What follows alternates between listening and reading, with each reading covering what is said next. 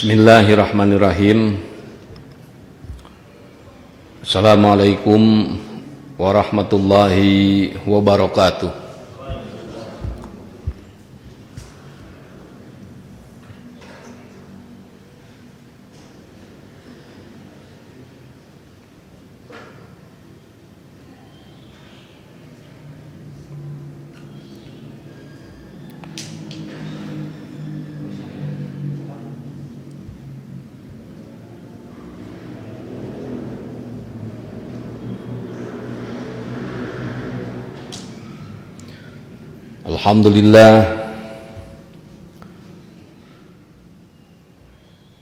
Alhamdulillahilladzi ja'ala al-laila wan-nahara khilfatan liman arada ayyadzakara aw arada syukura.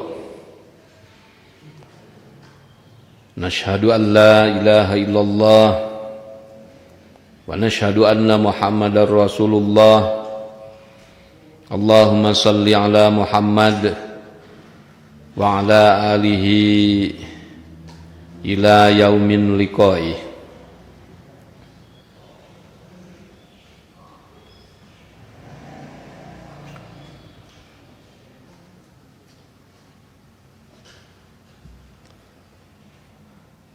Amma ba'du.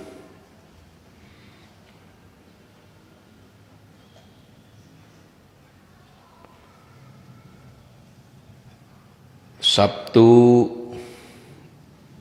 tanggal 2 Safar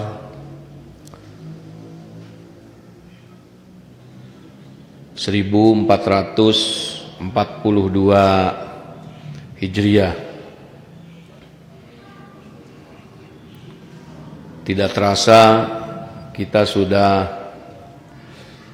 memasuki bulan kedua di tahun 1442 ini, dan kita memohon, kita berharap mudah-mudahan Allah selalu memberkati, Allah selalu membimbing kita semuanya, amin ya rabbal alamin. Yang terhormat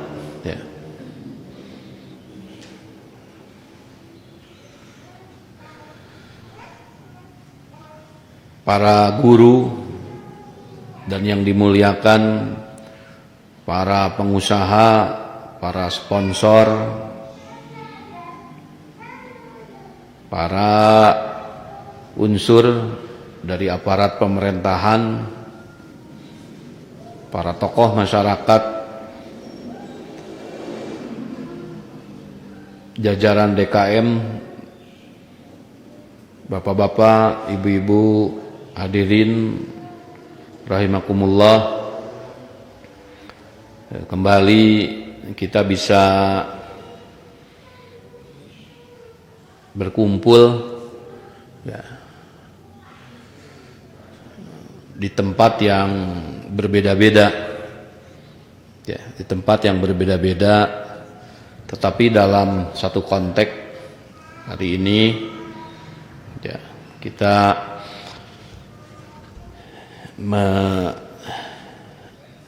mengangkat pembahasan mengenai bahwa Al-Quran ya, dibahas, dipelajari melalui metode, melalui tertib nuzul surat ya.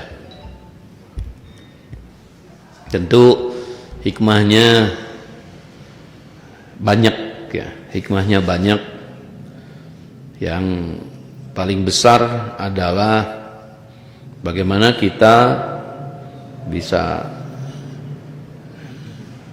membaca secara utuh ya, dari awal Al-Quran ini turun ya, sampai nanti akhirnya di surat Al-Maidah ya. Karena satunya surat pertama adalah Al-Alaq, dan nanti surat yang terakhir itu Al-Maidah, yang secara keseluruhan sama-sama kita ketahui jumlahnya itu 114 surat ya. Jadi ada ini pakai ini aja. Hah? Oh. Oke.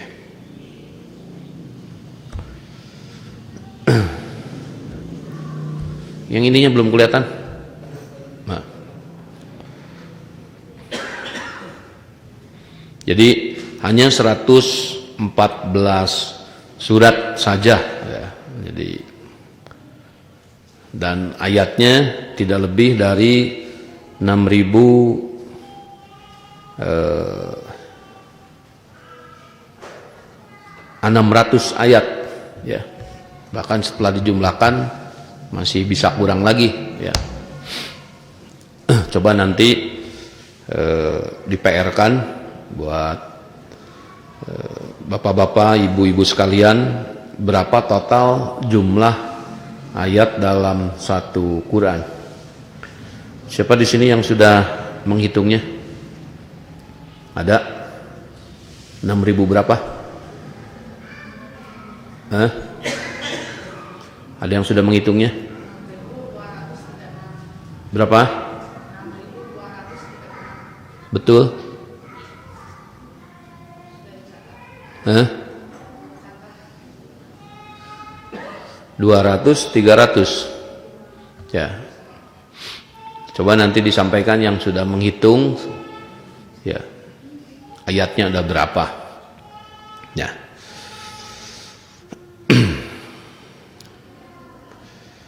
Jadi 114 surat, tidak lebih dari 6.500 ayatan lah ya. Masih di bawah bapak-bapak, nanti kita sambil menunggu ya hitungannya berapa pasnya.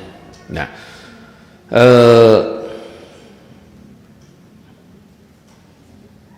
dan tentu ini tidak panjang ya. Kenapa saya katakan demikian ya? Mungkin saja dianggap panjang itu karena ditulis di dalam bahasa Arab ya. Tetapi kalau melihat bahwa ini surat per surat, kita pikir sering membaca WhatsApp ya, sering membaca berita-berita di Google, itu seseorang bisa membaca dalam satu hari itu bisa berapa judul ya, bisa berapa judul. Nah tentu harapannya ya, saya mendorong, saya mengajak kepada semua pihak untuk sama-sama juga bisa menjadikan Al-Quran ini sebagai bacaan harian ya. Karena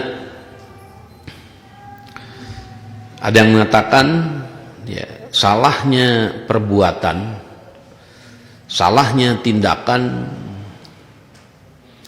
akibat dari salahnya pemikiran. Jadi seseorang bertindak salah, itu dipengaruhi, itu didorong oleh pikirannya ya. Tidak mungkin dia melakukan sesuatu, tidak mungkin orang melakukan sesuatu tanpa tidak ada sesuatu yang dipikirkan di benaknya. Maka salahnya perbuatan akibat oleh salahnya pemikiran. Oke. Salahnya pikiran akibat karena apa? Karena salahnya bacaan.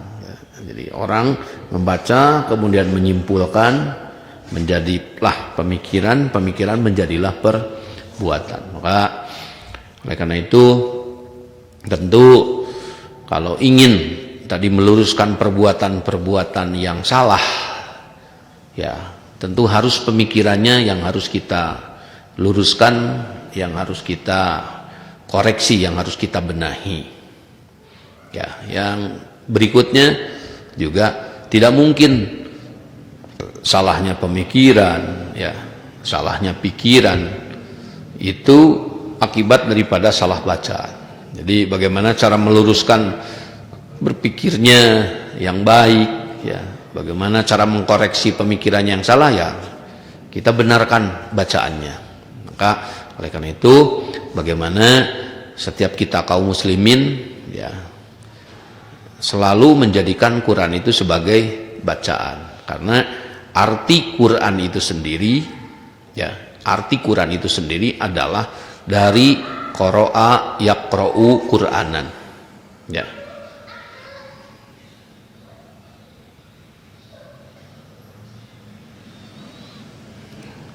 Arti Quran itu sendiri adalah qara'a yaqra'u Qur'anan. Artinya bacaan, ya. Kalau iqra, bacalah, ya.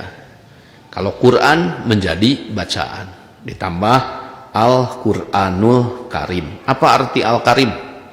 Al-Karim itu artinya mulia, ya.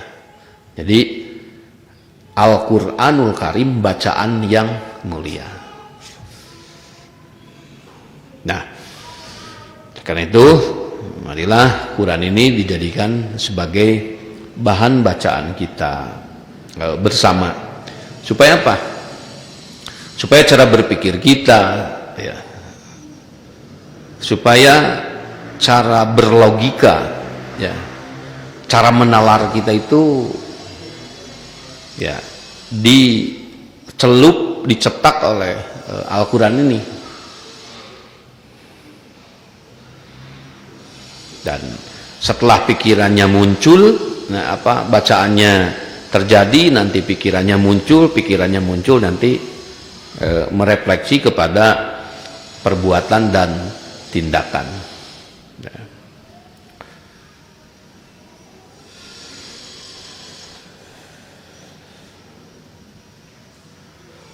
Jadi kembali, Al-Quran ini adalah 114 surat dan 6.000 berapa? Sudah dapat angkanya?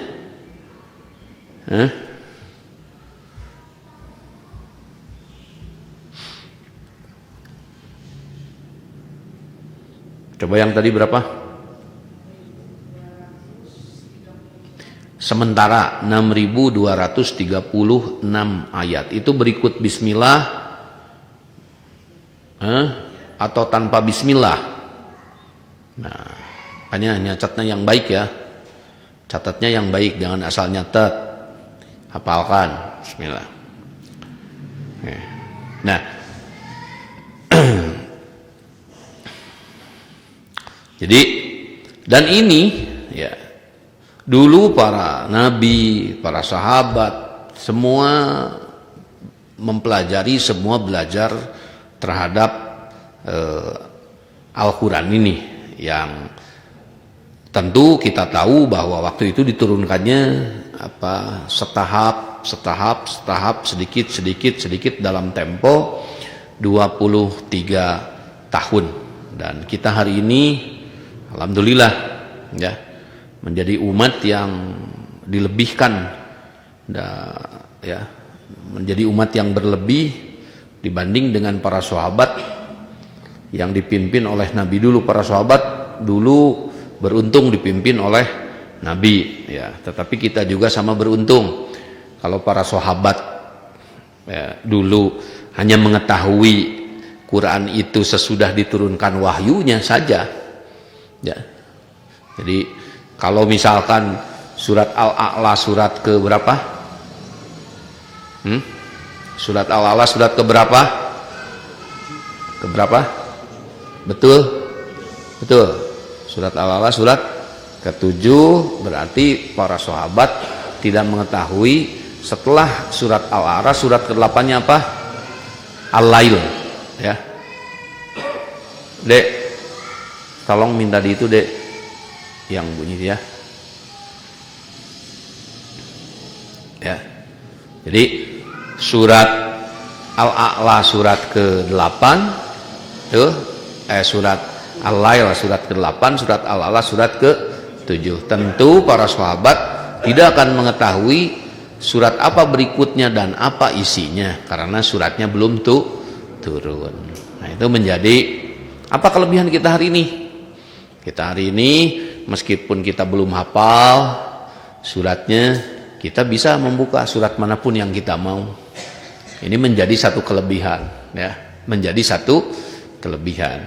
Nah, oleh karena itu tentu keluasan ini, kelebihan ini harus kita bisa manfaatkan, ya, daripada tadi banyak waktu yang tersisa, banyak waktu yang terbuang. Apalagi marilah satu surat kita buka, satu surat kita buka, satu surat kita buka, ya. Kenapa demikian? Ya, jangan takut. Kata Allah di dalam surat Al-Qamar, ya, surat Al-Qamar, walaqad yassarnal Qur'ana lidzikri, ya. Surat Al-Qamar itu surat keberapa? Coba dari tertib nuzul surat, dan surat keberapa dari mushaf? Ya. Oke. Al-Qamar itu adalah, ya, ini catat, dari tertib nuzul surat yang ke 34, ya, dari tertib nuzul surat Al-Qamar itu adalah surat ke-34. Tetapi dari tertib mazhab, ya, dari tertib mazhab, ya, itu adalah surat nomor 55, 54, ya. Dia menduduki urutan ke nomor 54, surat Al-Qamar dari tertib nuzul surat, dan jumlah ayatnya 55 ayat, ya. Tuh. Nah, salah satu ayatnya, dan banyak sekali di situ, beberapa kali dalam surat Al-Qamar kata Allah, walaqad yassarnal Qur'ana lidzikri. Walaqad yassarna, dan kami telah memudahkan Al-Qur'ana terhadap Al-Qur'an ini, lidzikri, untuk dipelajarinya. Ya, jadi Maha Suci Allah sudah menyampaikan demikian, ya. Itu kemudian tidak benar, kemudian salah, ya. Kak, bismillah, ya. Oleh karena itu kita sama-sama mempelajari, ya, belajar terhadap Al-Qur'an ini. Ya. Jadi keuntungannya kalau dari tadi tertib nuzul surat, ya, dari tertib nuzul surat mempelajarinya, kita akan mengetahui bagaimana syariat ini ditahap, bagaimana syariat ini disusun 1, 2, 3, 4, 5, 6, ya. Jadi akan lebih memberikan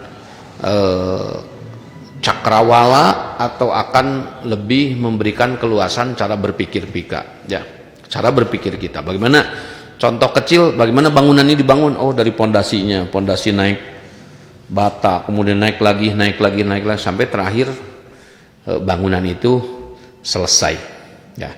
Jadi berbahagia sekali, ya, siapapun, ya, kita termasuk di dalamnya, insya Allah. Siapapun, termasuk di luar kita hari ini, yang orang-orang yang betul-betul mempelajari Al-Quran, benar-benar menjadikan Al-Quran menjadikan bacaan, ya. Kita berdoa saja, mudah-mudahan Allah membukakan pemahamannya, Allah membukakan pengertiannya terhadap kita semua. Amin ya rabbal alamin. Nah, salah satu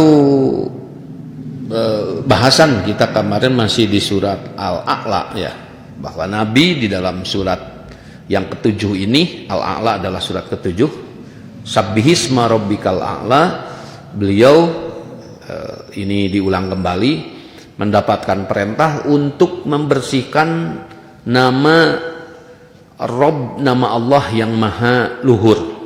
Ya. Berarti bahwa Allah itu secara praktek namanya rusak. Ya, namanya jelek.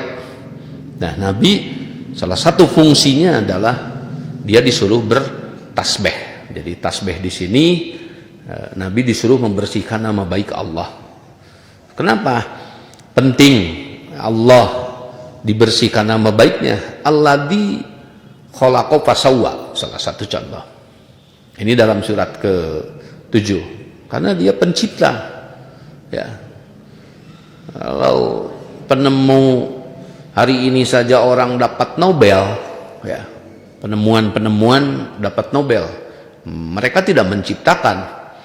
Ya, tidak menciptakan, hanya menyusun dari tembaga, menyusun bersama plastik jadilah mobil, jadilah kendaraan.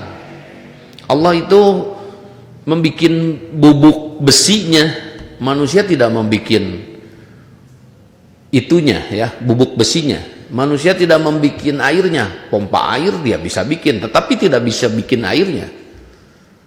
Pompa air dia bisa bikin, tapi dia tidak bisa bikin bahan biji plastiknya. Siapa yang bisa menciptakan, ya, biji plastik? Tidak ada. Nah, oleh karena itu maka mutlak, ya, ciptanya itu adalah hak ciptanya itu tidak tertandingi, tidak tertandingi.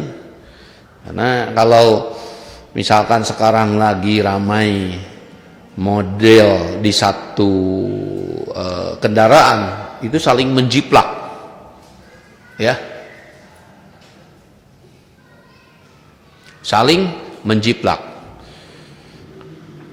Kalau misalkan ada merek A, dia tambahin merek A plus gitu. Nah, kalau Allah itu tidak bisa ditandingi. Allah menciptakan air, kira-kira siapa yang bisa menciptakan, mendekati penciptanya itu? Nah, tentu itu adalah sesuatu yang luhur dan sesuatu yang luar biasa.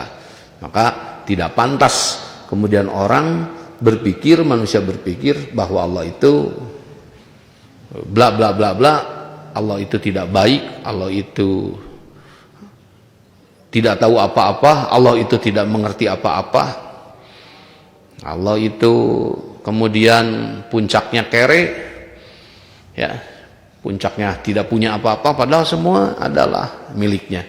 Maka tentu cara berpikir ini, ya, cara membaca ini harus diluruskan. Nah, jadi bagaimana pembuktian Nabi tasbih dalam surat Al-A'la adalah dengan mengedukasi, dengan membina masyarakat. Jadi bisa dilihat di ayat yang ke-9, fadzakir inna fa'atid dzikra. Maka ya, edukasilah mereka, karena nanti pelajaran ini akan bermanfaat. Nah, jadi di sini ketahuan tasbih yang dilakukan oleh Nabi itu wujudnya, ya. Ini secara operasional dulu Nabi membina setahap demi setahap rakyat, membina setahap demi setahap masyarakat. Akhirnya masyarakat menjadi cerdas, masyarakat menjadi berkemapanan. Maka oleh karena itu sekali lagi saya sangat berterima kasih sekali melalui forum ini kepada seluruh kedKM-an, seluruh tokoh, aparat, pengusaha, dan semua yang terlibat di dalam memakmurkan masjid dan semua yang terlibat di dalam proses ini. Kenapa? Karena diulang lagi, kenapa penting rakyat itu harus cerdas? Ya, kenapa penting rakyat itu harus sejahtera? Karena kalau rakyat ini tidak cerdas, ya, kalau manusia ini tidak cerdas, ini akan lebih brutal, ya, lebih dari hewan. Ulaika kal an'ami balhum adall, kata Allah. Jadi manusia itu akan lebih brutal ketimbang tadi an'am, ketimbang hewan. Naudzubillahi min dzalik. Maka Kenapa penting cerdas? Dan kenapa seperti hewan-hewan itu tidak butuh cerdas? Karena memang mereka tidak dibutuhkan kecerdasannya. Mereka dibutuhkan dagingnya. Mereka dibutuhkan proteinnya. Kenapa manusia ini harus cerdas? Karena yang dibutuhkan kecerdasannya. Maka siapa nanti manusia yang bermartabat? Siapa nanti manusia yang berharkat? Mereka yang cerdas. Kenapa semua orang hari ini mensekolahkan anaknya, ya, kemudian memberangkatkannya ke pesantren? Karena yang diinginkan adalah kecerdasan. Nah, hanya hari ini bapak-bapak, ibu-ibu harus mengetahui, karena ada proses pandemi yang masih belum tuntas, ya mudah-mudahan saja ini segera selesai. Tetapi juga ini harus menjadi dorongan, ya, harus menjadi motivasi untuk bisa membuktikan bahwa dimanapun kita bisa cerdas, tidak hanya di sekolah, karena intinya sekolah tempat belajar, ya, intinya pesantren tempat belajar. Jadi kenapa tidak kita bisa cerdas di rumah? Maka oleh karena itu bismillah, ya, ibu-ibu yang belum terbiasa, bapak-bapak yang belum terbiasa, mari kita menjadikan rumah bukan sebagai hanya tempat tinggal, ya, bukan sebagai hanya tempat berteduh, tapi juga rumah itu sebagai tempat kita belajar, ya, akhlak, ya, orang tua ngajari di situ, bismillah, baca tulis ngitung, bismillah. Dengan tentu bantuan-bantuan hari ini bisa melalui daring, bisa melalui online, ya, online yang bisa kita dapatkan. Maka bismillah, ya, karena dulu juga para sahabat Nabi di zaman Nabi, mereka memfungsikan rumah sebagai basis, sebagai tempat belajar pokoknya bagi seluruh orang, bagi seluruh rakyat, bagi seluruh manusia. Dan lahirlah dari rumah-rumah itu orang-orang yang berkecerdasan, orang-orang yang mumpuni, orang-orang yang berbakat. Nah, mudah-mudahan saja, ya. Lihat. Dulu belum ada sekolah, ya. Nah, sekarang ya sekolah sudah ada, pesantren sudah ada, tetapi saya minta sekolah, pesantren juga harus menopang rumah. Jadi jangan giliran nanti di pesantrennya dia getol berjamaah, setelah pulangnya nanti menjadi biasa kembali karena orang rumahnya juga tidak berjamaah. Tentu pendidikan itu akan sia-sia, ya. Jadi harus menopang rumah. Ya.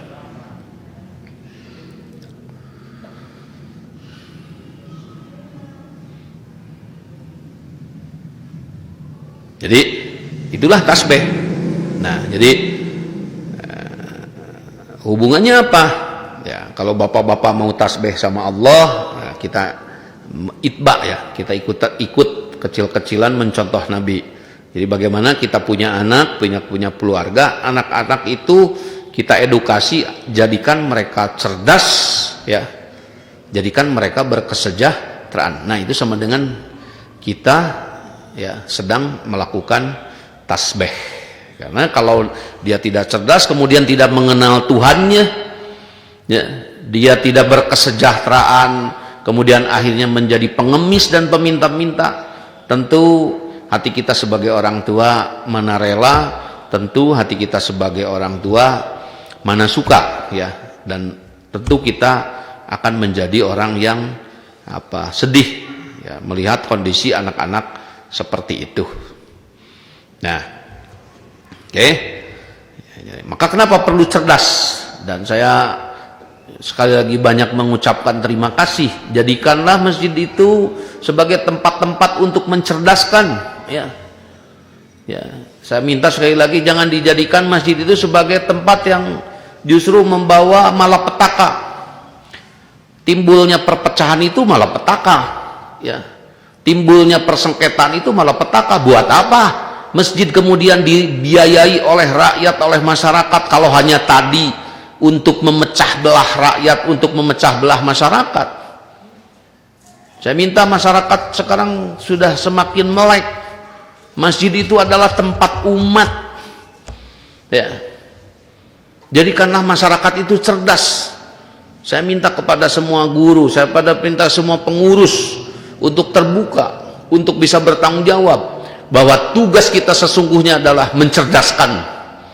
Bahwa tugas kita sesungguhnya bagi mereka-mereka yang memiliki kelebihan karena dijadikan DKM, karena dijadikan guru, karena dijadikan orang tua, karena dijadikan pejabat, ya, karena dijadikan tokoh, maka kelebihan-kelebihan yang Allah berikan itulah bawalah rakyat, bawalah masyarakat kepada kecerdasan. Karena kalau mereka tidak cerdas, ini akan menimbulkan permasalahan sosial di kemudian hari. Karena kalau mereka tidak cerdas, ini akan menjadikan mereka saling mengocorkan darah. Na'udzubillahi min dzalik. Karena kalau tidak cerdas, perempuan-perempuan kita akan berangkat ke luar negeri sementara lelakinya duduk diam di sini, apalagi nikah lagi dengan tetangganya.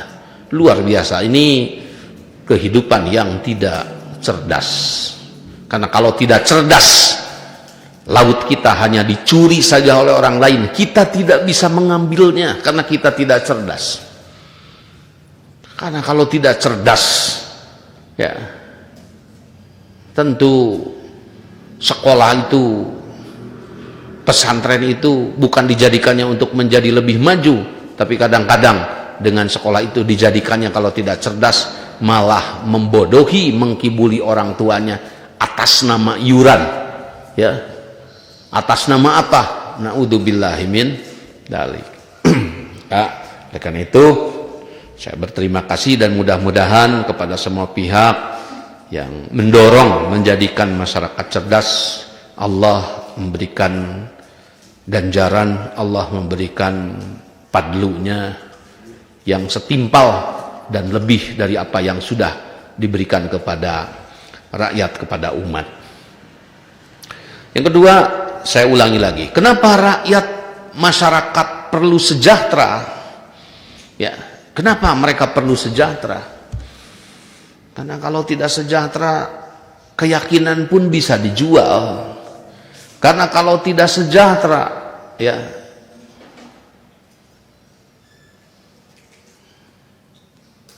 akan menjadi miskin. Kalau sudah miskin, nanti mudah diperjualbelikan.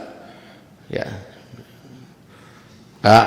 kembali lagi, di mana syariat Islam yang membawa kepada kesejahteraan? Bukan hanya tadi kepada tauhid, asyhadu an la ilaha illallah wa asyhadu anna muhammadar rasulullah. Ya, tetapi bagaimana setelah syahadat juga dilanjutkan kepada sholat. Bohong orang yang syahadat tetapi dia tidak melaksanakan sholat. Sholat itu artinya hubungan vertikal kepada Tuhannya, ya. Sholat itu artinya hubungan kepada siapa?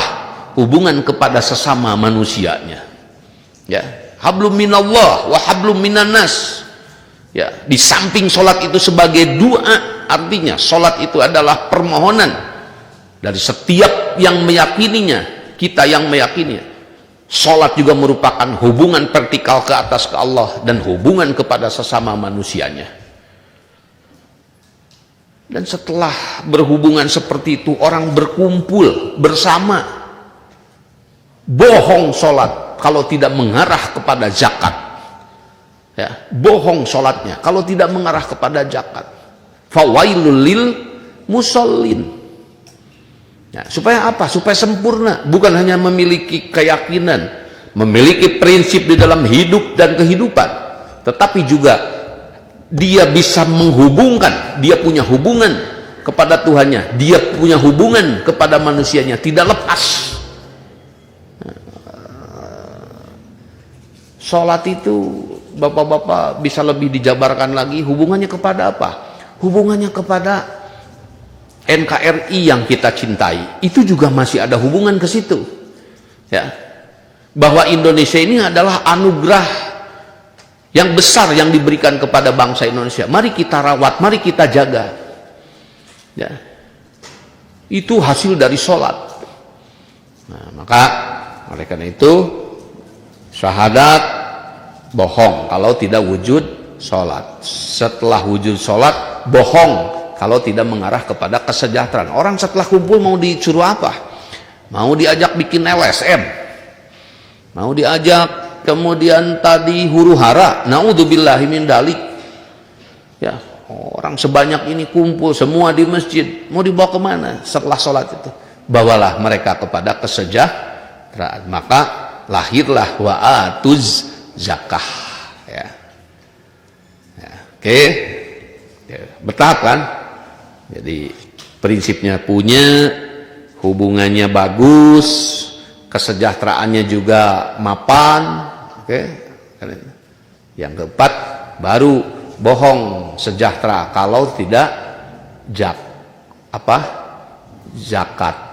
Tuh, karena setelah puasa itu bohong zakat kalau tidak puasa. Yang keempat kan, bohong puasa kalau tidak menuju ibadah haji. Puncaknya apa ibadah haji itu? Rekonsiliasi. Puncaknya apa ibadah haji itu? Mempersatukan. Jadi langkah agama ini adalah langkah yang mempersatukan. Kenapa disebut jamaah? Jadi sebetulnya orang-orang Islam itu harus lebih pandai bersatu karena ajaran jamaah itu diajarkan sholat berjamaah, ya, apapun berjamaah, ya, itu diajarkan berjamaah itu harus pandai. Nah, jadi kalau kaum muslimin kemudian mudah dicerai berai, mudah dipecah, nah ini tentu tidak sejalan dengan ajarannya. Maka oleh karena itu, untuk bisa bersama itu, bismillah, saya sampaikan kembali, bapak-bapak jangan alergi terhadap perbedaan-perbedaan yang bersifat furu'iyah. Jangan alergi terhadap perbedaan-perbedaan yang kecil, bismillah, ya. Karena disitulah letak kita bisa bersama. Oke. Nah, ini kembali lagi penting ini menjadi diedukasi kepada rakyat, kepada masyarakat. Maka oleh karena itu tentu tidak akan sampai kepada rakyat, kepada masyarakat kalau toh kita, ya, bapak-bapak yang berlebih ininya dari pengusaha, bapak-bapak yang berlebih dari ketokohannya, ya, yang menjadi DKM, yang menjadi guru, yang menjadi ustadz, kemudian tidak bergerak tadi. Bagaimana mendorong masyarakat menjadi cerdas, bagaimana mendorong masyarakat menjadi berkesejahteraan, berkemapanan. Maka jadikanlah Al-Quran sebagai materi, sebagai tadi bahan pelajarannya. Maka kata Allah di ayat yang ke-10 di surat Al-A'la, sayadzakkaru may yakhsha. Fadzakir in nafa'atid dzikra sayadzakkaru may yakhsha.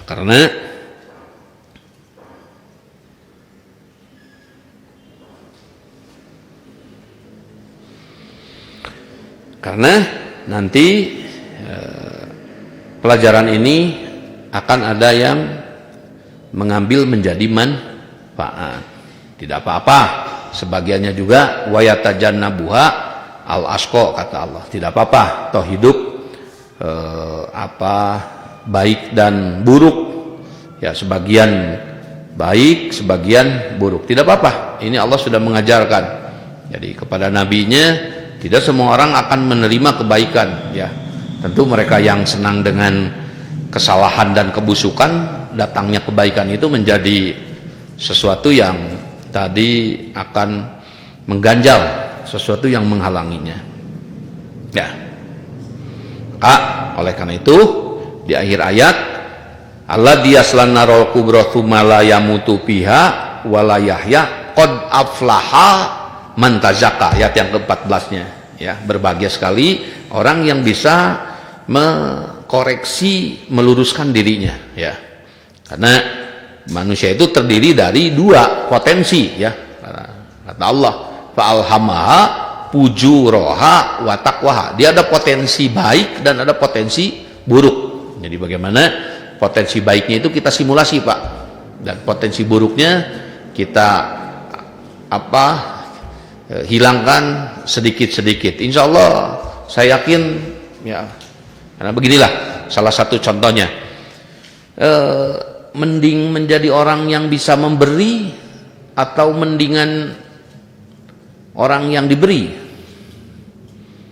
Nah, kalau disuruh memilih, mending menjadi orang yang bisa memberi atau yang diberi? Tentu semua orang memilih bisa memberi, tapi tanyakan hati, tanyakan kepada hati, suka mana saat memberi dan diberi? Nah, senang mana?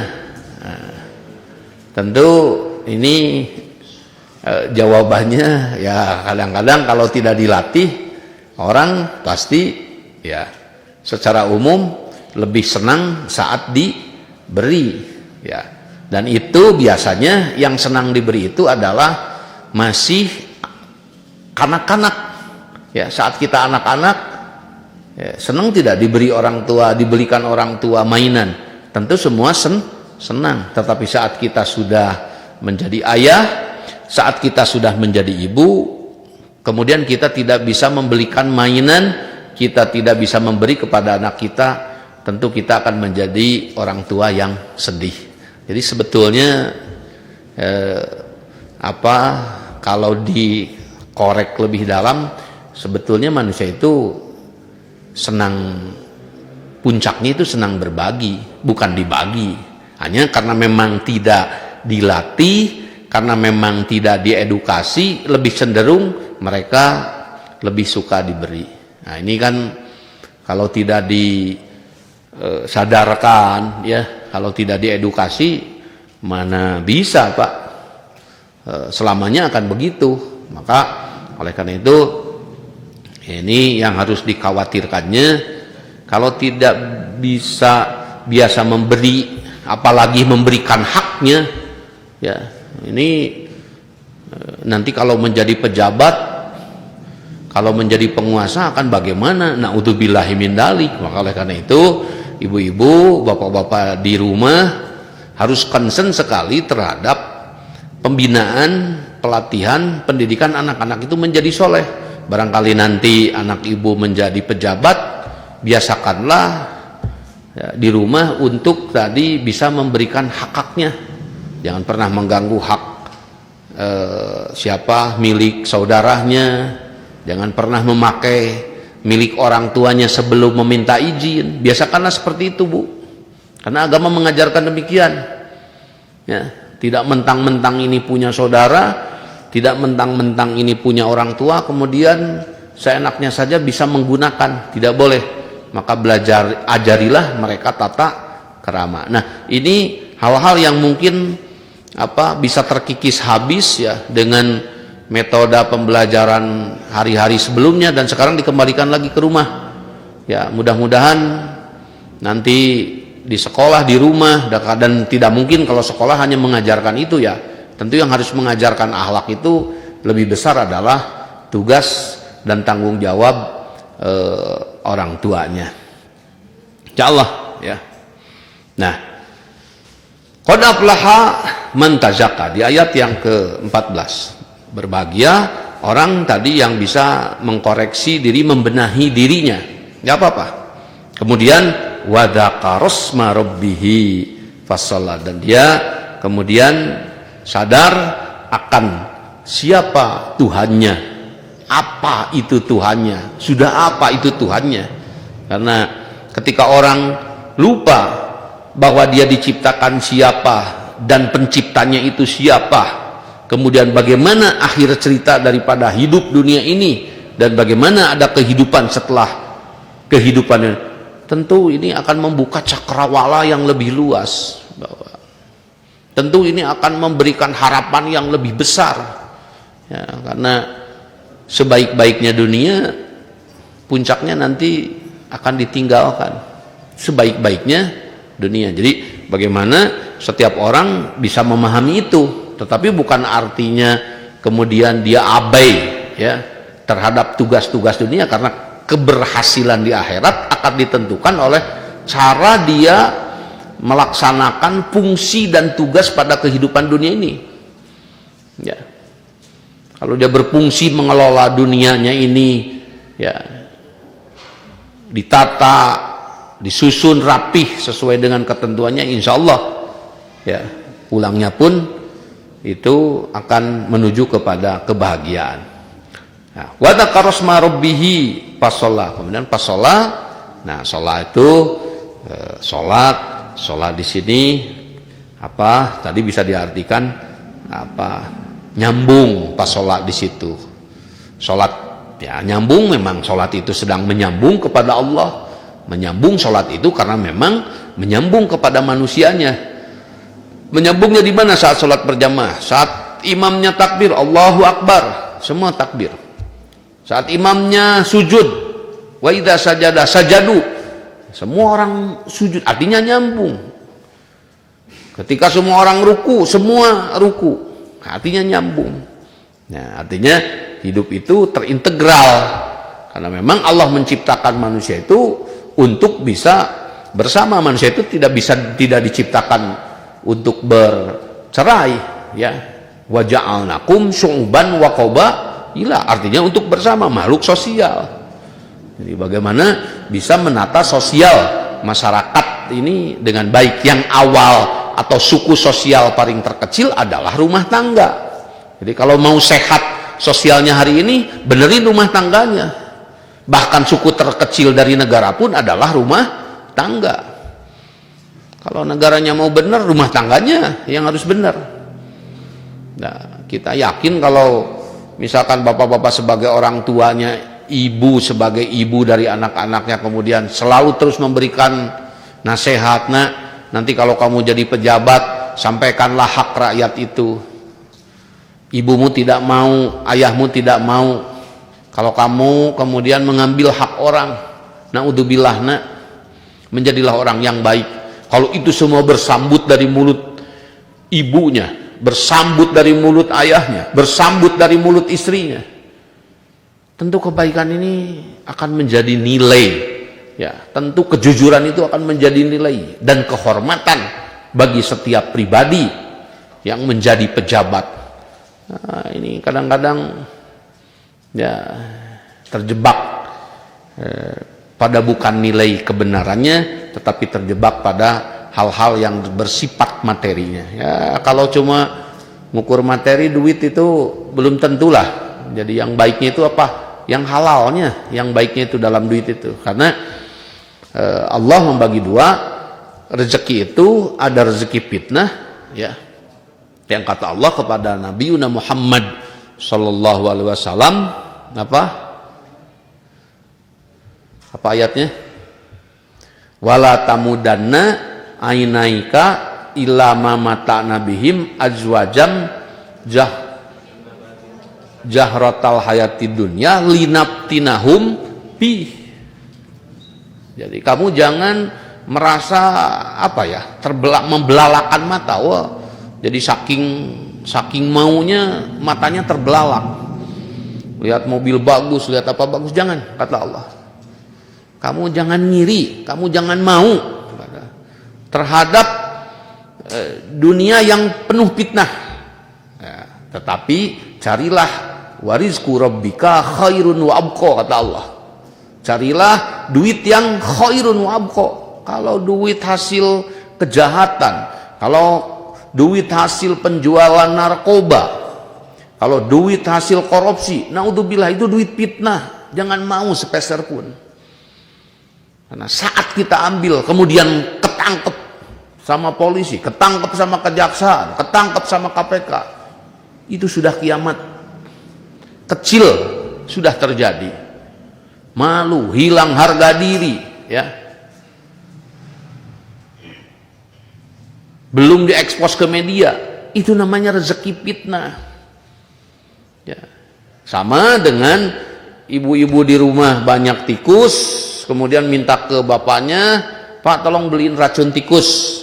Nah, bagaimana racun itu dimasukkan ke roti yang masih hangat dan masih wangi, kemudian dibelilah racun roti itu. Kemudian datang anak balita minta roti yang sudah diracuni. Apa kita mau memberinya? Ya. Nangis darah sekalipun orang tua yang baik tidak akan diberi, karena ini roti sudah diracuni. Ini buat tikus. Duit korupsi, duit tidak halal itu tidak baik. Ya, tidak baik. Jangan mau. Nah, ini juga harus dilatih. Ya, anak-anak kita harus dilatih. Jangan seneng duit yang tidak halal, tetapi carilah warizqu rabbika khairun wa abqa. Hasil usaha, hasil dagang, hasil bekerja itu khairun wa abqa. Kenapa tidak berdagang? Kenapa tidak berternak? Kenapa tidak bercocok tanam? Kenapa tidak menangkap ikan di laut? Ya. Jadi sumber sejahtera itu bisa ditambah lagi. 1, bercocok tanam. 2, berternak. 3, berdagang atau berindustri. 4, bekerja. Yang ke-5, menangkap ikan di laut juga bisa menjadi sumber sejahtera. Nah, yang nanti ya, itu baru sumbernya. Ya, bagaimana? Karena bisa saja setiap orang mendapatkan satu sumber atau beberapa sumber, tetapi belum tentu juga menjadi sejahtera. Bagaimana mereka bisa menjadi sejahtera? 1, cukupkan pendapatan. Ya, cukupkan pendapatan. Karena istilahnya begini bapak-bapak, ya pendapatan 10, pendapatan 100 dicukupkan cukup, tidak pun tidak. Maka belajarlah mencukupkan pendapatan. Apalagi hari ini kita asumsikan saja bahwa perekonomian akan turun sebesar 50%. Hati-hati, akan turun sebesar 50%. Jadi oleh karena itu kita harus pandai mengelolanya. Ya, salah satu contoh, bapak-bapak yang biasa senang nasi goreng beli dengan harga 15.000, ya, dengan tetap makan nasi goreng tetapi tidak membeli, bikinlah sendiri. Kalau bikin sendiri di rumah mungkin cukup 5.000 perak biayanya, Pak. Ya, mungkin cukup 5.000 perak saja. Nah, itu cara-cara pengelolaan. Artinya bahwa setiap pendapatan yang kita raih, kalau ingin sejahtera itu cukupkan.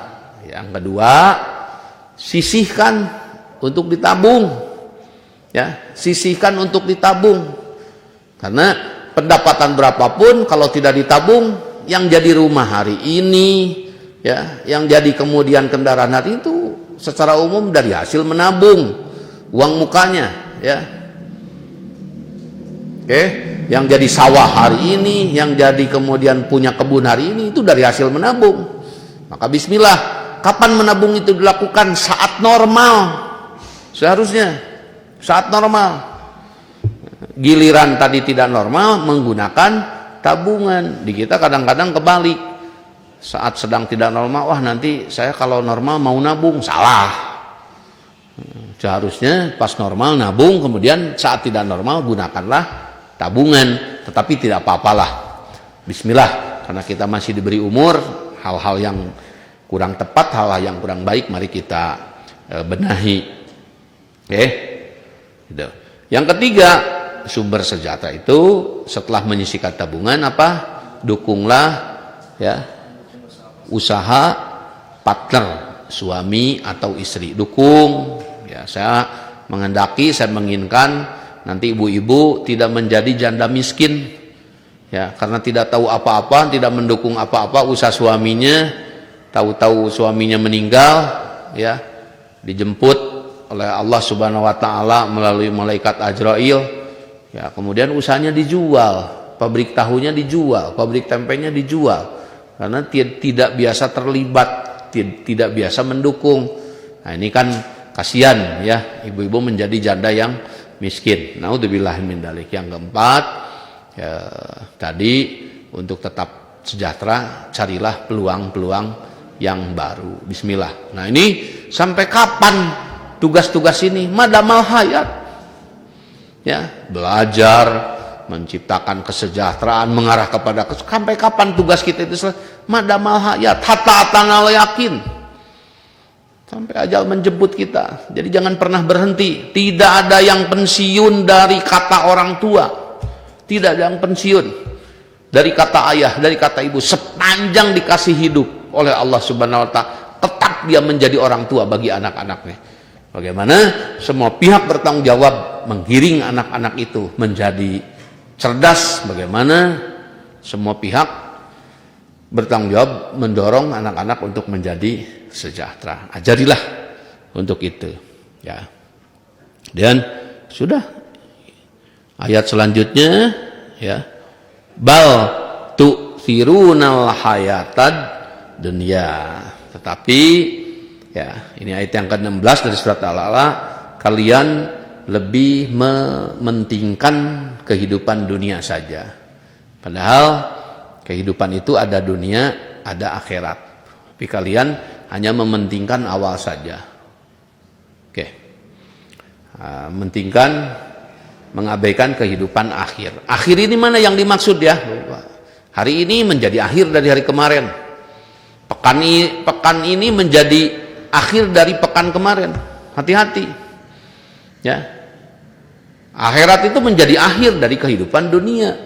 Ya, belum tentu kita dikasih umur sampai besok. Ini mungkin jadi hari terakhir saya. Ini mungkin jadi terakhir kita semua. Na'udzubillah. Kalau kita kemudian di akhirnya mendapatkan su'ul khotimah, maka walal akhiratu khairun laka minal ula. Dan di ayat yang ke-17-nya wal akhiratu khairun wa abqa. Akhirnya setiap orang harus mengejar akhir yang lebih. Tidak apa-apa susah hari ini, tapi besok-besok jangan. Tidak apa ya, miskin hari ini, tetapi selanjutnya jangan. Bismillah, karena kita makhluk yang oleh Allah ditugasi untuk berusaha. Maka oleh karena itu, inna hadza lapis suhufil ula, bahwa hal yang disampaikan ini itu sudah terdapat di wahyu-wahyu yang terdahulu yang disampaikan suhufi Ibrahim wa Musa. Wahyu yang disampaikan kepada Nabi Ibrahim dan wahyu yang disampaikan kepada Nabi Musa dan nabi-nabi yang lainnya. Bagaimana mereka harus bertasbih, bagaimana mereka ditugasi untuk mengedukasi rakyat masyarakat menjadi cerdas, cerdas mengenal Tuhannya, cerdas dalam mengelola hidupnya, berkemapanan di dalam hidup dan kehidupannya, penuh kesejahteraan.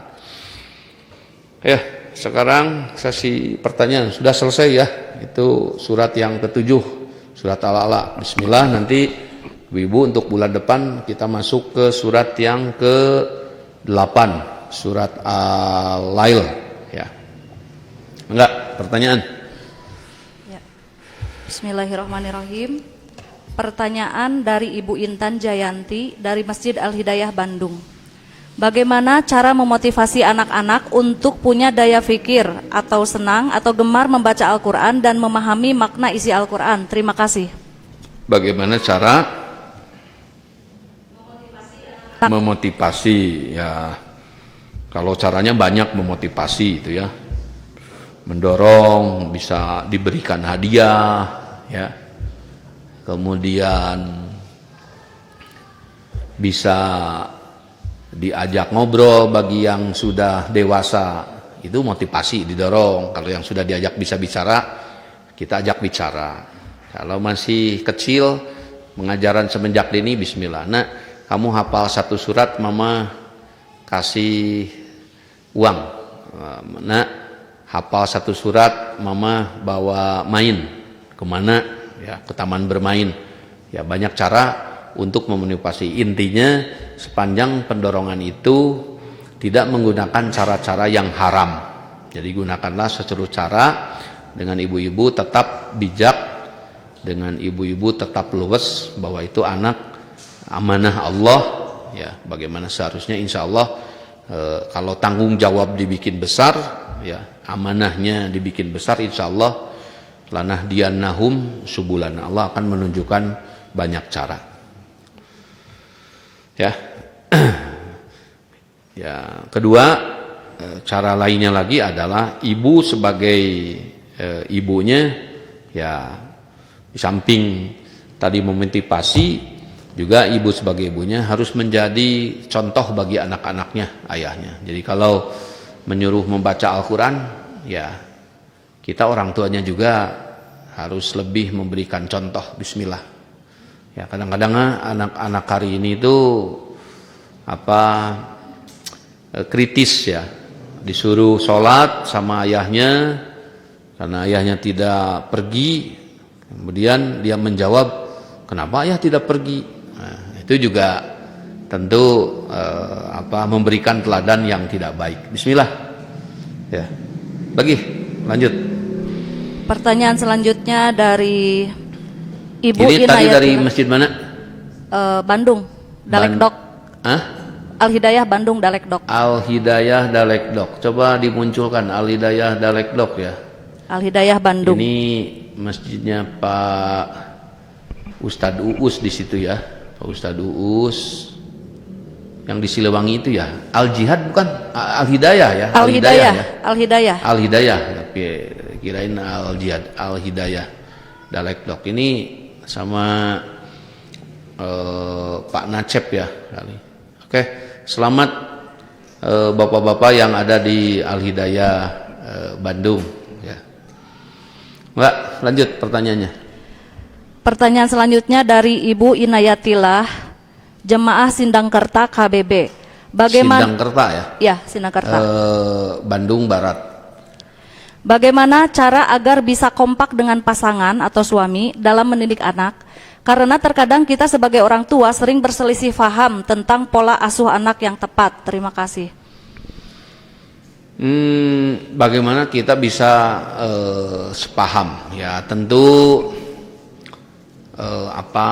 komunikasi adalah jalan yang paling utama untuk tadi bisa membahas ya, untuk tadi bisa membersamakan langkah-langkah ya, untuk bisa membersamakan persepsi.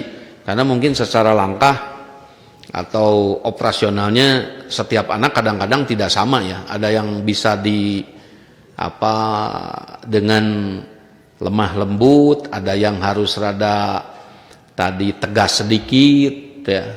Nah, ini tentu tidak boleh terpaku oleh satu cara, tetapi harus melihat kepada hasil akhirnya saja.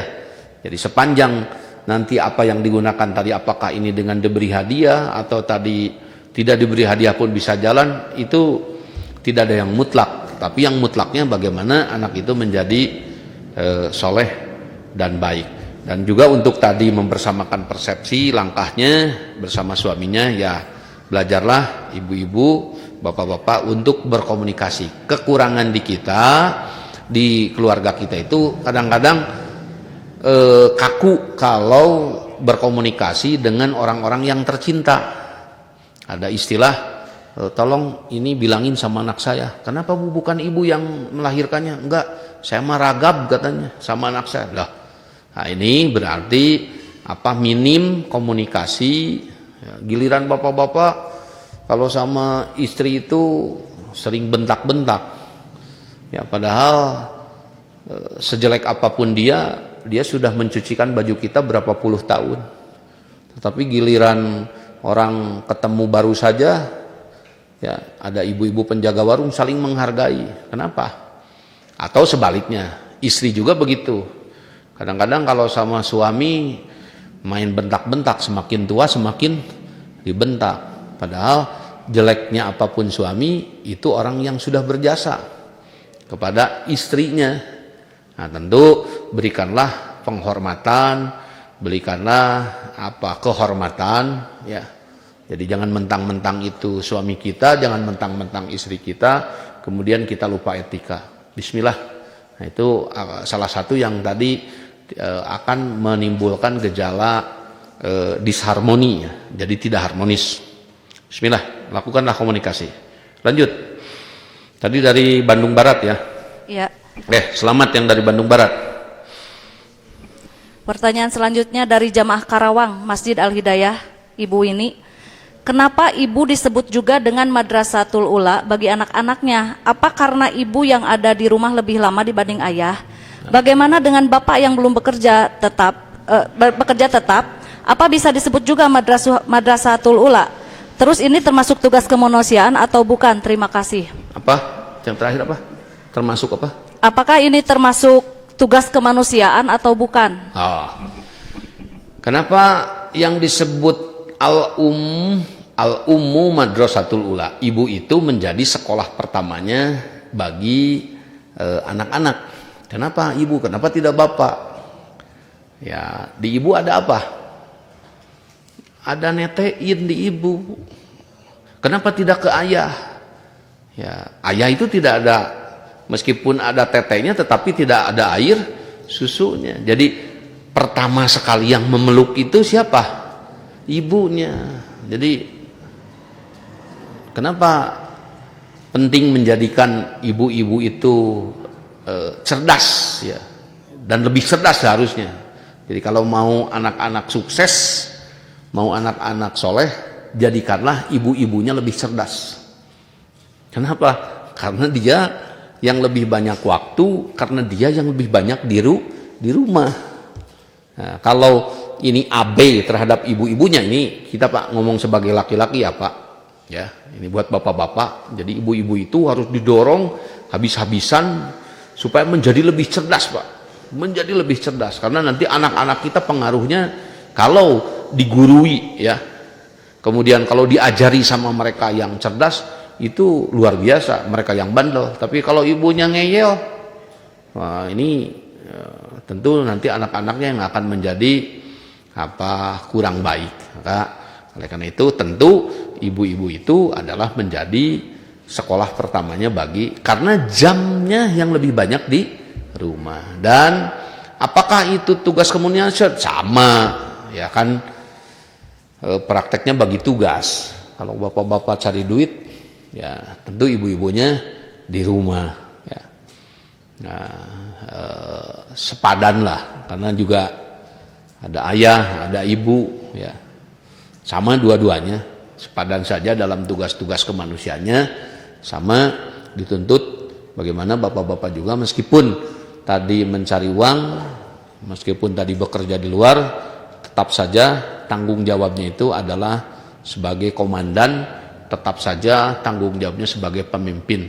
Karena kalau keluarga itu rusak, nanti yang sedih itu tentu kita sebagai pemimpin bapak-bapak ya. Maka karena itu belajarlah bapak-bapak untuk bisa membuka komunikasi dengan ibu-ibu ya, dengan istri-istrinya, bukan dengan ibu-ibu, dengan istri-istrinya, supaya bisa semakin membangun keluarga yang terencana dan keluarga yang sehat. Oke, lanjut. Dari Bapak Iqbaluddin Maksum, saya punya binaan tempat ngaji di daerah Kristenisasi Semarang, Jawa Tengah. Di situ ada beberapa mu'alaf. Kira-kira materi apa atau pelajaran apa saja yang harus saya edukasikan untuk bisa mencapai bahwa Islam itu sejahtera? Karena sampai saat ini para mu'alaf ini mengaku bahwa semenjak di Kristen itu seringkali diperhatikan ekonomi ataupun yang lainnya. Terima kasih. Oke, itu tadi pertanyaan dari mana? Dari Jawa Tengah bukan? Iya, Jawa. Oh, dari Jawa Tengah, alhamdulillah. Oke, selamat bergabung Bapak yang dari Jawa Tengah. Nah ini realistis Pak ya, karena banyak sekali yang orang meninggalkan keyakinan karena ada ekonomi, ada orang yang meninggalkan keyakinan karena tadi pernikahan. Nah ini tentu besar pengaruhnya. Nah, kenapa kemudian seseorang bisa meninggalkan karena faktor ekonomi, dan kemudian kenapa karena faktor pernikahan? Maka oleh karena itu tentu ini tidak lepas dari pengajaran sebelumnya. Sekali lagi, ini tidak lepas dari pembinaan sebelumnya. Kalau sebelumnya orang tua tidak membuka ke hal-hal itu, anak-anak kita itu bisa menikah. Jadi nikah sama non muslim itu menjadi tren. Ya, kalau kita berpikir ini apa tidak ada yang muslim lagi gitu. Kenapa harus menikah dengan non muslim gitu. Ini kadang-kadang dipikirnya jadi tren. Nah, ini tidak lepas daripada pembinaan dan latar belakang keluarganya. Tetapi kalau keluarganya api, kemudian tadi terbuka, nah, insya Allah ya. Nah, seperti tadi, ini bagaimana Bapak bisa mematerikan di tempat yang sedang tadi ada apa ya, penggiringan untuk pindah keyakinan, maka ya, tidak ada cara lain bahwa Islam pun ya, kalau tadi konteksnya masalah kesejahteraan, masalah kemapanan, Islam pun mengajarkan kesejahteraan. Hanya kadang-kadang ini belum terintegral. Jadi pengajaran-pengajaran itu ya sebatas tauhid saja. Ya, sebatas syahadat saja, padahal sesudah syahadat itu apa? Salat. Sesudah salat itu apa? Zakat. Sesudah zakat apa? Puasa. Sesudah puasa haji. Syahadat ngomong prinsip, ngomong keyakinan. Setiap hidup itu harus punya prinsip. Dua, jangan hanya punya prinsip, harus berhubungan sesama manusianya, harus berhubungan sesama Tuhannya. Tidak bermasyarakat, buat apa punya prinsip? Ya, oke. Lahirlah sholat. Sholat itu adalah berjamaah. Nah, setelah berkumpul, setelah berjamaah apa? Mengarahlah kepada kesejahteraan. Karena kalau tidak, orang ini mau jadi pencuri, mau jadi apa? Butuh makan, butuh minum, butuh membiayai keluarganya. Mengajarlah kepada sejahtera. Karena nanti sudah sejahtera, ditugasi untuk mensejahterakan orang lain. Nah, ini juga tidak disampaikan, belum disampaikan. Jadi secara umum bahas saja, kalau syahadat itu pekerjaannya banyak tidak? Ya, syahadat itu pekerjaan banyak tidak? Seseorang bersyahadat banyak tidak? Syahadat adan, syahadat nikah, oke? Syahadat masuk Islam, pekerjaannya banyak tidak? Apa pekerjaannya syahadat? Cuma mengatakan yang adan, asyhadu an la ilaha illallah, berapa kali? 2 kali. Asyhadu an la ilaha illallah, 2 kali. Asyhadu anna Muhammadar Rasulullah, 2 kali. Sama. Masuk Islam sama. 1 kali. Asyhadu an la ilaha illallah wa asyhadu anna Muhammad, 1 kali. Mau nikah, syahadat dulu, berapa? 1 kali. At-tahiyat, asyhadu an la ilaha illallah. Kan nggak banyak pekerjaan syahadat itu. Coba kalau pekerjaan sholat lebih banyak mana pekerjaan sholat dengan pekerjaan syahadat? Sholat diawali dengan apa? Takbiratul Allahu Akbar. Sudah itu apa? Baca Fatihah. Sudah baca Fatihah, baca apa? Baca surat. Sudah baca surat apa? Pekerjaannya ruku. Sudah ruku apa? I'tidal. Sudah i'tidal, sujud. Sudah sujud, panjang mana dengan membaca syahadat? Ya. Oke. Masuk ke zakat. Zakat itu harus nisab. Seseorang yang pendapatan 85 gram emas ke atas itu harus mengeluarkan zakatnya kali 2,5%. Untuk bisa menjadi mujaki. Banyak tidak pekerjaannya? Yang tukang dagang bubur, yang bekerja di tempat orang, yang bikin comro, yang bikin nasi goreng, yang jualan ayam goreng, yang berternak, yang menangkap ikan, yang berproduksi. Banyak sekali pekerjaannya itu. Paham tidak? Itu kan bagaimana itu bisa diajarkan kepada umat? Menanam, berternak, boleh berternak, boleh menanam, punya 2 boleh, punya 3 boleh, sambil berdagang, sambil berindustri. Nah, kadang-kadang edukasi ini kurang diberikan kepada umat. Ya, kita itu sudah dijamin rezekinya oleh Allah. Jadi kalau pas giliran rezeki itu buat kita pasti datang. Iya. Allah menjamin rezeki. Betul tidak? Betul tidak? Betul. Siapa yang harus mencangkulnya? Siapa yang harus ngepelnya? Siapa yang harus ngiris bawangnya? Masa ditugasin lagi ke Allah? Allah itu sudah menjamin rezeki. Nih, kamu mau rezeki yang di mana? Yang di gunung, silakan. Banyak di situ tumbuhan di gunung yang bisa dijadikan rezeki. Banyak di situ makhluk itu. Mau rezeki yang di mana? Kata Allah, inna rabbaka yabsutur rizqa. Yang di laut silakan. Ambil ikan tunanya, ambil ikan kakapnya, ambil ikan kepitingnya, silakan. Dijamin rezekinya di situ ada. Jangan berpikir kemudian Allah harus melemparkan umpan dan pancingnya. Jangan berpikir kemudian Allah harus menjalaknya. Kalau begitu sekalian saja, loh ini aku senang ikan bakar. Memangnya Allah itu pembantu? Loh coba ditumis asam padang, masakan padang, asam manis. Naudzubillahi min dzalik. Nah ini juga harus diedukasikan kepada umat. Siapa yang harus menanam singkongnya? Masa Allah? Inna rabbaka yabsutur rizqa liman yasha wa yaqdir. Tuh. Ini pertanyaan tadi ya. Nah, oleh karena itu tentu itu harus diberikan ya. Nah, mudah-mudahan di masjid-masjid yang sudah tadi bersama ini bisa memberikan pelajaran-pelajaran kesejahteraan. Jadi syahadat hanya satu kali saja. Ya, seorang yang tadinya tidak muslim kemudian masuk Islam, ya syahadat itu sekali saja. Tapi kalau sholat terus menerus. Tapi kalau zakat usaha terus menerus. Ya, yang keempat, nah tadi bohong. Sesudah sejahtera tidak menabung, karena inti puasa itu adalah menahan itu sama dengan menabung. Bohong sudah punya tabungan tidak berangkat ibadah haji. Nah insya Allah mudah-mudahan tadi pertanyaan ini cukup jelas. Bapak-bapak nanti bisa mengajari mereka mengenai kesejahteraan, bahwa kesejahteraan itu dalam Islam sangat penting sekali dimasukkan ke rukun Islam, yaitu syariat zakat. Enggak, dilanjut.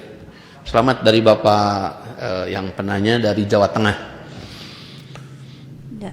Pertanyaan selanjutnya dari Eka Ramdhani, mantan Persib dan mantan PSSI Nasional. Ada 2 pertanyaan.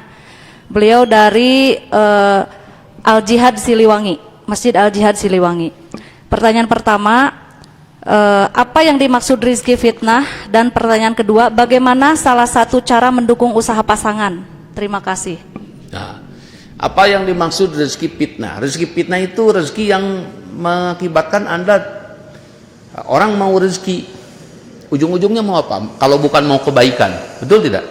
Orang cari duit, ujung-ujungnya apa? Mau kebaikan. Mau tidak? Punya duit tetapi Andanya tidak terhormat? Pasti tidak mau. Nah itu disebut rezeki fitnah. Ada duit fitnah, ada duit yang baik, yang khair wa abqa. Duit hasil narkoba, duit hasil dari kejahatan, itu adalah duit fitnah. Itu akan menyiksa kepada pemiliknya, kepada pemegangnya. Nah, ini hasil korupsi, wah, gebeg, ya, duk. Kalau ketemu ada orang ketuk tengah malam, disangkanya KPK, disangkanya dari kejaksaan. Buat apa duit begitu ya? Nah, tapi kalau hasil dagang, hasil usaha dari hasil-hasil yang halal, ya itu tentu membuat pemiliknya menjadi nikmat tidur, nikmat makan. Jadi rezeki fitnah itu rezeki yang tidak halal. Bismillah. Kedua, tadi apa? Dukung usaha pasangan. Bagaimana langkah mendukung usaha pasangan? Ya, tadi buka lagi dengan komunikasi. Jadi kadang-kadang gini, ada sebagian ibu-ibu yang hanya tahu ATM dan kartu kredit saja. Dia tidak mau urusan bagaimana pengelolaan apa. Jangan. Kenapa Bu harus demikian? Kenapa Pak harus demikian? Ya, ini kan apalagi kalau perusahaannya sudah mengeluarkan zakat. Itu tidak. Nah, nanti kalau ibu-ibu ini tidak terlibat, tidak mendukung, atau kalau suami tidak terlibat kepada usaha, kecuali pekerjaan mungkin ya. Kalau pekerjaan, ibu-ibu di PNS, suami di PNS, bisa nggak mendukung? Tidak bisa kan? Ya sudah. Mau dukung gimana? Masa mau berangkat berdua? Tetapi kalau ibu-ibunya main ini dagang makanan, usaha A, usaha B, tentu diterlibatkan kedua belah pihak, karena juga menyangkut tadi masalah kedepannya, ada hak anak, ada hak zakatnya, ada apa. Bismillah, lagi-lagi libatkan mereka, langkahnya ajak komunikasi bahwa ini usaha itu adalah untuk menuju kebaikan. Oke, selamat Eka Ramdhani dari Al Jihad dan seluruh rekannya, pemain Persib dan pemain timnas ya.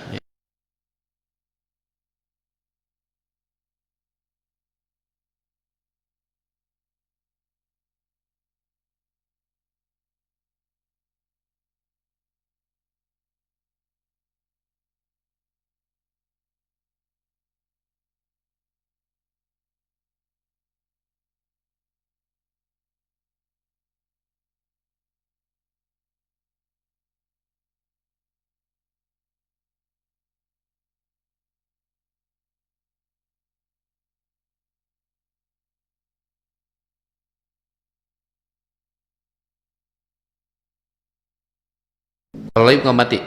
Oke. Hah? Oh, masih live, oke. Ini sudah sampai nanti suara ke sana. Oke. Sudah selesai tadi. Nggak apa-apa, bapak-bapak, mohon maaf ini di Garut sedang sering terjadi padam mendadak ya. Ini nggak tahu ada apa, mudah-mudahan saja lancar-lancar sampai akhir. Tapi kalau mau nanti mendadak, bapak-bapak di sana tidak usah khawatir. Di sini kita sudah mempersiapkan genset ya. Oke, lanjut pertanyaannya. Pertanyaan selanjutnya dari Use Babakan Pasanggerahan Sukabumi. Mohon izin bertanya, kenapa para ulama berbeda pendapat dalam menghitung jumlah ayat Al-Quran? Kedua, apa keutamaan surat Al-A'la? Semoga bukan fikih pertanyaan. Tidak ada perbedaan dalam menghitung jumlah ayat, hanya orang belum dihitung dulu. 6.000 yang saya dulu semenjak SD masuk ke SMP mendengarnya itu 6.666 ayat. Akhirnya penasaran, ini bener enggak ya? Gitu. Dihitung ternyata jumlah dengan bismillah itu total, nanti bapak-bapak silakan bawa kalkulatornya ya. Apa?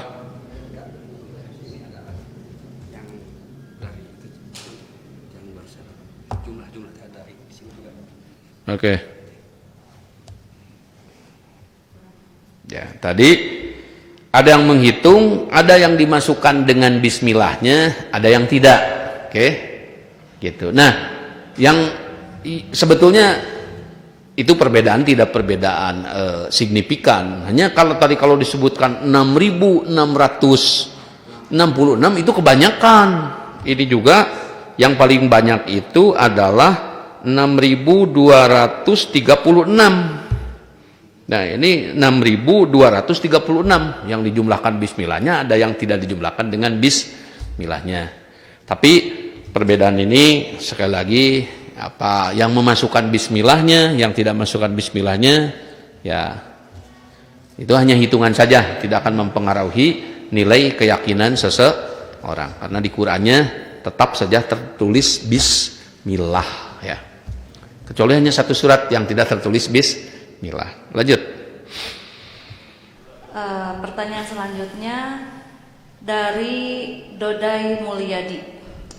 Saya dari komunitas Kompas Cianjur Sukanagara.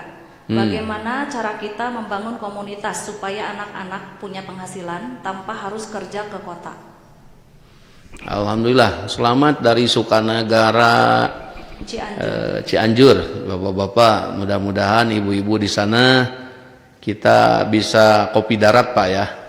Waduduy ya di situ. Selamat Waduduy. Tadi apa? Bagaimana anak-anak bisa produktif, bisa punya penghasilan di daerahnya tanpa ke kota. Nah, tentu tidak mutlak ya, harus ke kota atau tidak harus ke kota, tidak mutlak. Hanya apakah di daerah, kembali lagi, apakah di daerah bisa produktif? Tentu bisa, di semua tempat kita bisa produktif. Itu dengan tadi berpikir bahwa ekonomi itu secara umum dibagi dua. Ekonomi yang bersifat arahnya kepada kebutuhan konsumsi kita. Yang kedua, ekonomi yang bersifat tadi dagang. Ya, kalau mengembangkan dagang di kampung, ya, mau bikin mall, mau bikin apa, kira-kira bagus tidak? Tentu tidak bagus ya kalau di kampung karena jumlah orangnya sedikit. Tetapi kalau di kampung produksi hasil-hasil tanaman, kalau di kampung kemudian produksi hasil-hasil ternak dan hasilnya itu didagangkan ke kota, tentu orang kota lebih akan banyak membutuhkan hasil-hasilnya itu. Maka oleh karena itu bagaimana orang di kampung bisa berpenghasilan? Bisa, yaitu tadi dengan bagaimana cara bercocok tanam, dengan bagaimana cara kita menemukan berternak. Dan insya Allah Bapak yang di Sukanegara ini ngomong-ngomong kan ayam kampung juga, kalau saya berangkat ke Bandung itu tidak ada di Bandung, jarang kaki lima atau restoran ayam kampung. Kebanyakan itu rata-rata ayam joper, ayam super, ya. Kebanyakan. Nah, ini di sini kita di majelis juga sama-sama bagaimana membicarakan masalah kesejahteraan. Akhirnya 2 tahun ke belakang kita membeli benih ayam KUB dari Balitnak Bogor waktu itu, dan kita mencoba mengembangkan. Dan hari ini alhamdulillah kita sudah bisa produksi 1 pekan itu mau mencapai 500 ekor 1 pekan bapak-bapak untuk disembelih. Nah, mudah-mudahan nanti bisa kita semakin merilkan program-programnya, bahwa Islam itu adalah program ibadahnya, program kesejahteraannya, program tadi bermasyarakatnya. Nah, semakin kita merilkan program-program itu, insya Allah nanti ini bisa berbagi bagaimana setiap orang menjadi punya penghasilan, bagaimana setiap orang punya produktivitas. Dan saya yakin di kota akan sulit mengembangkan tadi peternakan dan pertanian karena lahan yang tidak memungkinkan. Tetapi kalau di kampung berbicara masalah itu tentu akan lebih luas. Hanya bagaimana kita menyambungkan dengan kotanya. Bismillah, saya yakin dengan semangat ini, ya, Allah akan memberikan jalan dengan kita terus tetap kekeh bahwa kesejahteraan adalah bagian dari pelaksanaan syariat. Syariat itu bukan hanya sholat. Kita mengejar kesejahteraan pun adalah sedang menjalankan syariat. Jadi kalau ada besok-besok yang meninggal karena sholat, ya, sholat rakaat ke-1 ke-2 meninggal, itu husnul khotimah. Sama juga dengan bapak-bapak yang berangkat ke sawah, yang berangkat ke kebun, yang berangkat menanam, yang berangkat ngojek tapi niatnya ingin mencapai kesejahteraan lillahi ta'ala, kemudian ibu-ibu ngitung duit di pasar dan mati di atas tumpukan duit, itu juga matinya husnul khotimah karena dia sedang melakukan perbuatan baik, ya. Tuh, lanjut. Pertanyaan selanjutnya dari Ibu Ipah Halimah. Kita tahu bahwa dari mana ini? Dari Ranca Ekek, Bandung. Ranca Ekek. Ya. Oke, selamat tadi yang dari Sukanegara, Wadudui dan Sapara Kanca, Bapak Ibu di sana. Lanjut, ini Ranca Ekek. Kita tahu bahwa secara gender laki-laki dan perempuan berbeda, tetapi secara kemanusiaan memiliki tugas yang sama. Bagaimana cara mengedukasi hal itu kepada keluarga atau masyarakat? Terima kasih. Diajak, ya, dijelaskan, diobrolkan, ya. Manusianya, perempuan manusia bukan, ya, perempuan itu manusia bukan, manusia bukan, betul. Perempuan itu bukan manusia. Di domba ada perempuannya tidak? Oke. Laki-laki itu manusia bukan? Bukan. Laki-laki itu gender, perempuan itu gender. Di domba ada lelakinya tidak? Ada. Manusia domba. Ya. Perempuan itu di monyet pun ada. Ya, betul. Ya. Monyet perempuan manusia atau monyet? Monyet. Oke, jadi perempuan itu menunjuk kepada jenis kelamin. Tetapi kalau manusianya, walladzi khalaqakum min nafsin wahidatin wa ja'ala minha zawjaha liyaskuna ilaiha. Walladzi khalaqakum min nafsin wahidatin wa ja'ala minha zawjaha. Dan aku menciptakan manusia lelakinya, dan aku menciptakan manusia perempuannya. Ada lelaki dan perempuan. Subhanalladzi khalaqal azwaja. Jadi manusianya sama. Nah, tugas-tugas kemanusiaannya itu harus sama. Tugas kesejahteraan, tugas ibadah, tugas melahirkan anak soleh, itu tugas kemanusiaan. Ya.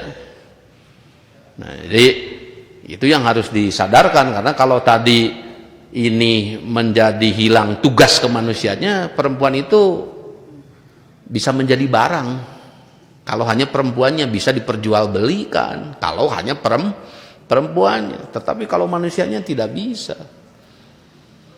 Bahaya kalau tadi tidak diangkat nilai-nilai kemanusiaannya. Kalau tidak diangkat nilai kemanusiaannya, lucu. Kan? Perempuan suruh pakai bikini, lelakinya pakai celana full. Kan saya bingung. Kenapa ya?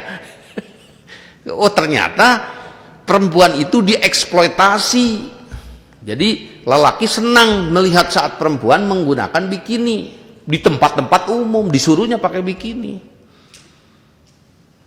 Karena tidak diangkat kemanusiaannya. Padahal kalau diangkat kemanusiaannya, di manusia itu ada rasa malu. Ya, ada rasa malu. Di manusia itu ada batasan. Beda dengan di hewan. Hewan itu tidak ada rasa malu.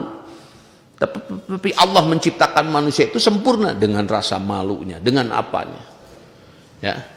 Nah, tentu tadi untuk menyampaikan bahwa tugas kemanusiaannya itu adalah tadi tugas perempuan mah tidak banyak, hanya hamil, head, melahirkan, menyusui. Bapak-bapak kan tidak bisa melakukan tugas itu, betul tidak? Tidak bisa. Tugas bapak-bapak mah hanya menghamili. Itu saya punya ayam 100 ekor, pejantannya berapa? 20, Pak. 20. Satu dikasih 5. Karena saya tidak bisa mengembangkan kalau tidak ada pejantan. Manusia berkembang tidak kalau tidak ada bapak-bapak? Mati sudah. Ya, itu tugas. Nah, sholat itu tugas apa? Tugas kemanusiaan. Belajar itu tugas apa? Tugas manusia. Mau perempuan, mau lelaki, belajar. Jangan mau menjadi orang bodoh. Kesejahteraan itu tugas kemanusiaan. Zakat itu tugas kemanusiaan. Bismillah. Nah, makanya tadi kenapa harus saling menopang antara suami dan istri, karena dua-duanya manusia. Sudah selesai nih, lihat 6 menit lagi ya. Nanti kita closing jam 5.15 ya. Jadi ada bapak-bapak jauh dari sini ya, dari Cianjur, dari Jawa Tengah, dari mana? Dari Bandung, Tasik, kemudian Karawang, ya. Silakan nanti untuk closing setelah 15 menit dan memberikan pertanyaan-pertanyaan kepada semua yang hadir di situ. Oke, ini saya sapa dulu ya. Dari Salakurai, dari Cibinuang, masih Banyuresmi, kemudian dari Burujul, Cisompet, kemudian Cimari, ya, itu apa lagi? Kemudian dari Masjid Kerawang, Cianjur, Sukanagara, Pak Herman kelihatan pakai apa itu? Ini ya. Selamat Pak Herman, mudah-mudahan sehat selalu Pak ya. Kita bertemu lagi. Segar Pak Herman ya.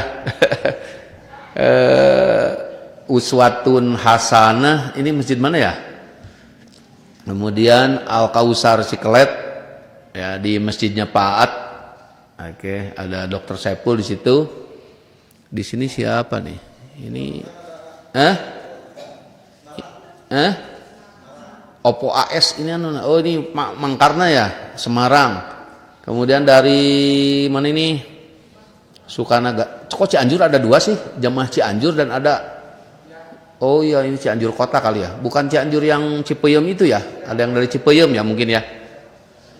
Kemudian mana lagi? Bebedahan ya. Halo Bapak-bapak. Assalamualaikum ya. Itu Masjid Palingping. Kemudian Sukapura, Pamengpek.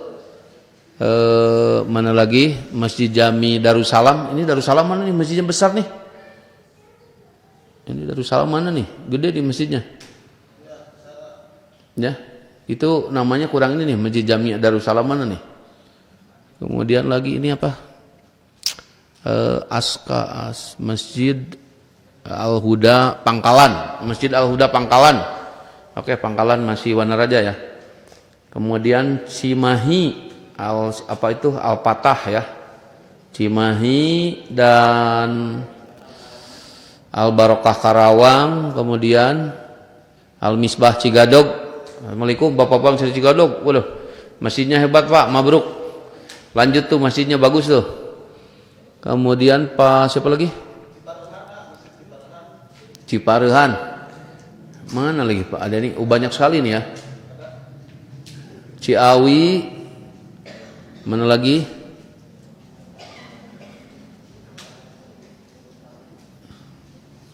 Ini Pak Iwan Setiawan dari mana nih Pak Iwan Setiawan nih? Assalamualaikum tuh Pak Iwan Setiawan dari mana nih? Dari Cikoneng. Segleng ya? Segleng. Oke Bapak-bapak yang di Segleng. Kemudian yang di mana tadi? Mana lagi ya? Al Ihsan Garut. Kemudian ya, siapa tuh? Budi Hermawan. Dari mana ya? Dari Pamengpek. Oke, Bapak-bapak mungkin yang tidak bisa disebutkan satu persatu ini karena banyak Pak ya. Mudah-mudahan acara ini tetap bisa berjalan dan lebih menyingkat waktu mungkin Bapak-bapak ya. Karena kalau dikumpulkan orang sebanyak ini juga mau dikumpulkan di mana, tentu ini menjadi sisi lain menyangkut masalah corona ya. Saya menyampaikan menyangkut masalah corona pandemi ini, satu bisa bersifat musibah karena ada kelalaian dari manusianya. Dua bisa bersifat balai. Ya, ini hanya untuk menguji menaikkan kualitas orang beriman. Yang ketiga bisa adab ya. Jadi tergantung bisa adab. Orang yang lagi mabok kena corona itu adab itu ya, karena tidak baik. Adab, bisa musibah, bisa balai, tergantung orangnya. Yang keempat bisa barokah Pak. Hati-hati bisa barokah. Nah, saya dan Bapak-bapak termasuk ya salah satunya barokah. Dengan adanya corona ini akhirnya menjadi Zoom meeting, menjadi dari jarak jauh yang sebelumnya susah ya, dan tidak terpikirkan akan berkumpul dengan saudara-saudara yang di Jawa Tengah, yang di luar provinsi. Jadi ya kita tidak selalu menganggap keburukan itu adalah buruk ya, seperti gunung meletus. Oke. Yang di seputarnya itu apa? Bencana besar yang seputarnya. Orang bisa ketiban pasir panas, lahar panas, bisa meninggal. Tetapi beberapa tahun kemudian dan buat orang jauh itu menjadi membawa berkah. Tanahnya membikin tanah pertanian menjadi gembur karena kena vulkanik. Betul? Nah, apa membawa berkahnya? Menjadi punya pasir, batu. Oke. Cukup ada nih? Hah? Oh ya, Al-Amanah Pak Dede, Pak siapa? Pak DKM-nya itu siapa? Apalagi? Pak Yadi. Oke, selamat. Yang lain-lainnya itu saja mungkin yang bisa saya sampaikan. mudah-mudahan yang mau kena musibah, yang kena balai, mudah-mudahan Allah memberikan kebaikan buat semuanya. Sekian yang dapat saya sampaikan. Rabbana atina fid dunya hasanah wa fil akhirati hasanah wa qina adzabannar. Walhamdulillahirabbil alamin. Wassalamualaikum warahmatullahi wabarakatuh.